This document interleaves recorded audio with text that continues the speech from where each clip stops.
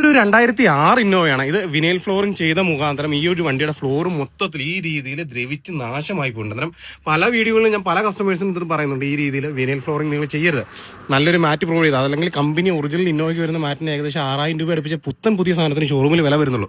അന്നേരം ഈ ഒരു സാധനമൊക്കെ നിങ്ങൾക്ക് ഈ രീതിയിൽ തുരുമ്പായി പോയിട്ടുണ്ടെങ്കിൽ ആ ഒരു വിനൈൽ ഫ്ലോറിംഗ് കടന്ന് അതിൽ വെള്ളം ഇറങ്ങി ചെയ്തുള്ള അവസ്ഥയാണ്. ഇതെല്ലാം മൊത്തത്തിൽ പോയി ദ്രവിച്ചൊരു പരുവമായിട്ടുള്ളതാണ്.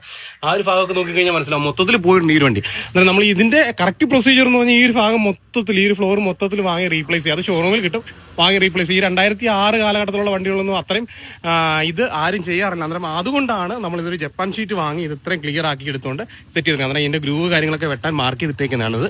ഇതെല്ലാം മാർക്ക് ചെയ്തിട്ടിട്ട് നമ്മളിത് കറക്റ്റ് സെറ്റ് ചെയ്തെടുത്തതിന് ശേഷം ഒരു വീഡിയോ ഞാൻ അപ്ലോഡ് ചെയ്യാം. കഴിഞ്ഞ 2 വണ്ടികളിൽ വീഡിയോ അപ്ലോഡ് ചെയ്യാൻ പറ്റാത്ത കാര്യം എന്ന് വെച്ച് കഴിഞ്ഞാൽ വണ്ടിയുടെ വർക്ക് കഴിഞ്ഞ് വണ്ടി ഇവിടുന്ന് ഡെലിവറി ചെയ്യുന്ന വർക്ക് കഴിഞ്ഞ സമയത്ത് ഞാനിവിടെ ഇല്ലായിരുന്നു.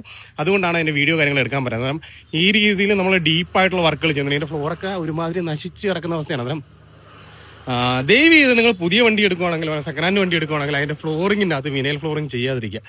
ഒന്നും ചെയ്തില്ലെങ്കിലും കുഴപ്പമില്ല. 2 വർഷം വിനൈൽ ഫ്ലോറിങ് ചെയ്താലും ഈ പറഞ്ഞ 2 വർഷം കൂടുമ്പോൾ ഇളക്കി നോക്കി കഴിഞ്ഞാൽ ഇത്രയും തോന്നെ തുരുമ്പ് കാര്യങ്ങൾ വരില്ല. ഇത് നമ്മൾ അങ്ങേയറ്റ ലാഭം നോക്കി ചെയ്യുന്നതിന്റെ കുഴപ്പങ്ങളാണ് ഇത്രയധികം നഷ്ടത്തിലേക്ക് നിങ്ങളെ കൊണ്ടെത്തിക്കുന്നത്. പിന്നെ ദയവ് ചെയ്ത് വിനൈൽ ഫ്ലോറിങ് ചെയ്യാതിരിക്കുക. അടുത്തൊരു വീഡിയോ ആയിട്ട് കാണുന്നവരെ ബൈ ബൈ.